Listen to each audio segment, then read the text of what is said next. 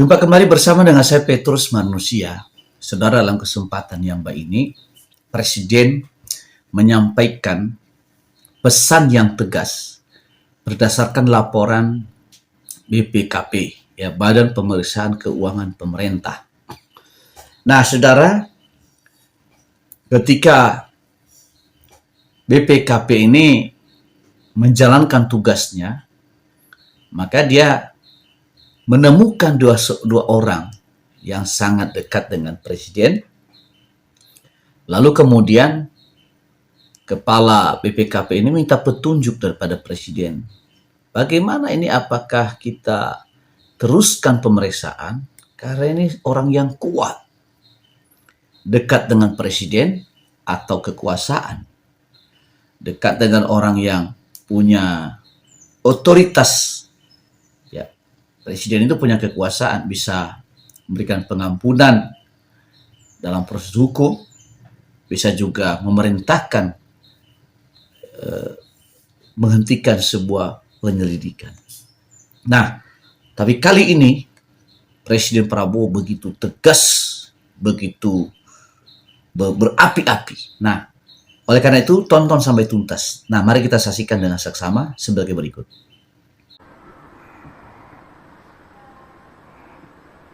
Kepala BPKP, ya,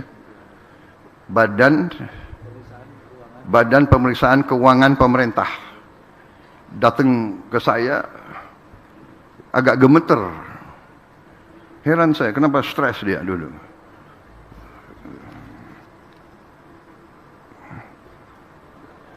Pak, karena yang dia laporkan, diketahuilah bahwa itu beberapa orang itu dekat sama saya gitu. Jadi dia minta petunjuk, apa boleh diteruskan nggak pemeriksaan? Karena dia tahu ini dekat sama Presiden. Dia lihat saya hati, masalahnya apa? Bagaimana Pak petunjuk?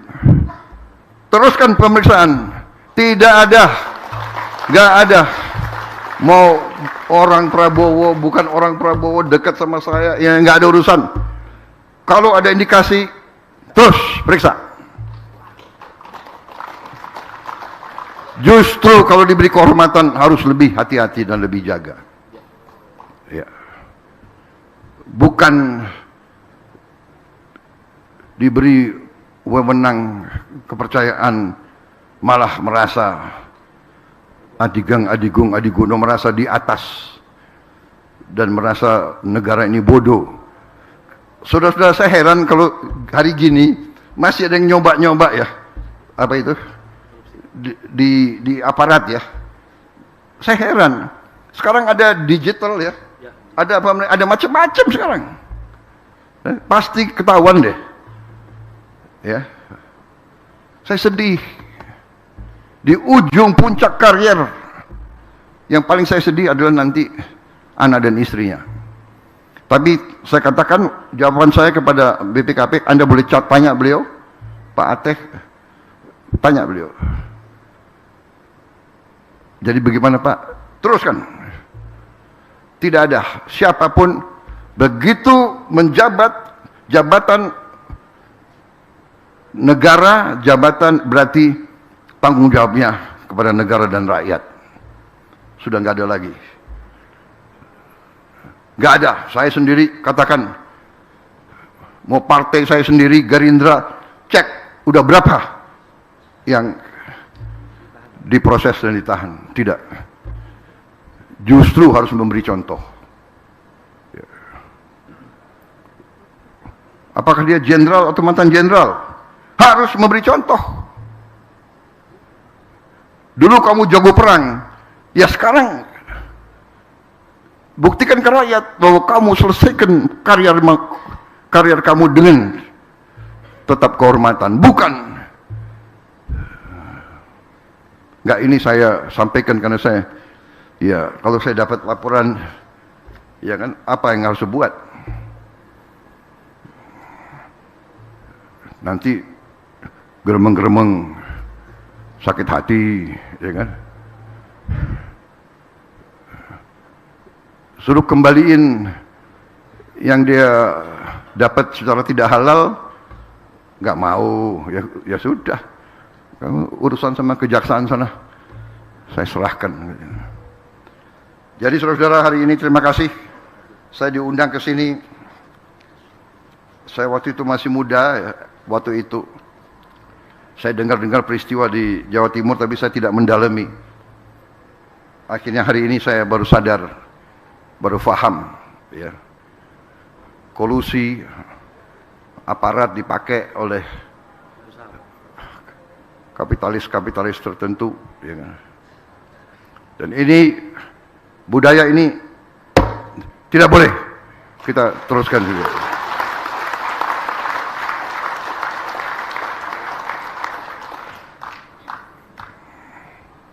Semua aparat dari yang tertinggi sampai yang terendah harus mati untuk rakyat, bukan malah menindas rakyat. Saya tidak mau dengar lagi Panglima TNI Kapolri, saya tidak mau dengar lagi ada aparat ya, yang tidak menegakkan hukum, keadilan dan kebenaran. Tidak boleh backing macam-macam. Negara kita kaya, harus kita amankan kekayaan tersebut untuk sebesar-besarnya kemakmuran rakyat. Saya bertekad, saya percaya dan saya yakin dalam waktu yang tidak terlalu lama kita akan bangkit. Sekarang saja sudah terbukti. Sekarang sudah terbukti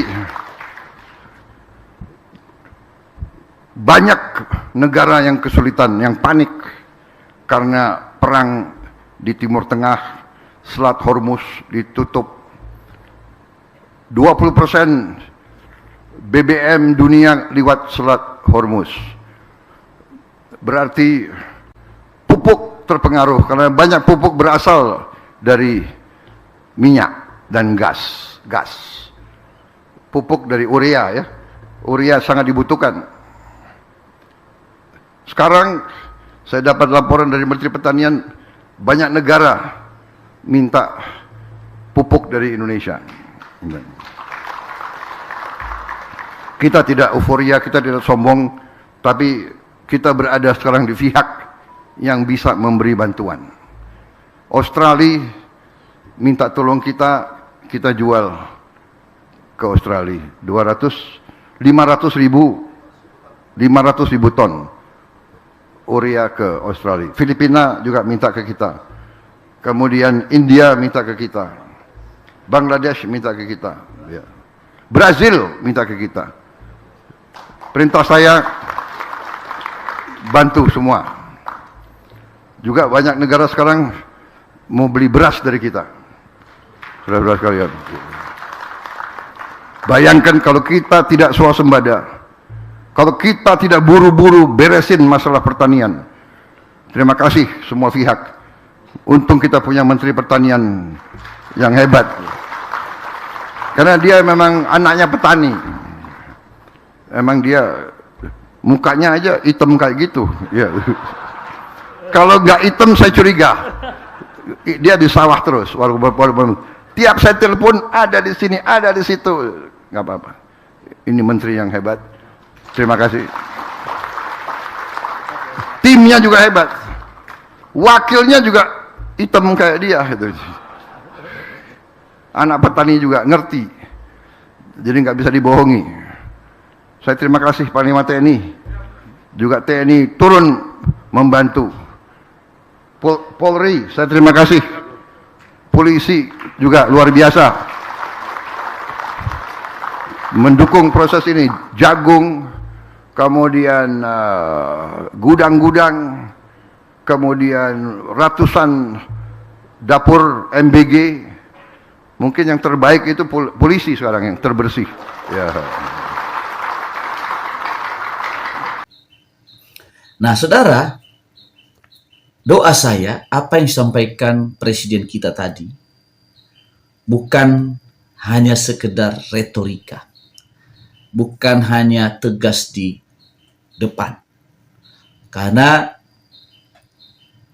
pemimpin atau negeri ini butuh pemimpin yang tidak pilih bulu. Karena saya yang salah satu pemilih daripada Prabowo, maka saya juga berharap Presiden Prabowo melanjutkan pidatonya atau melanjutkan evaluasi pidatonya sampai orang yang merasa dekat dengan presiden ini bisa tiba di meja hijau.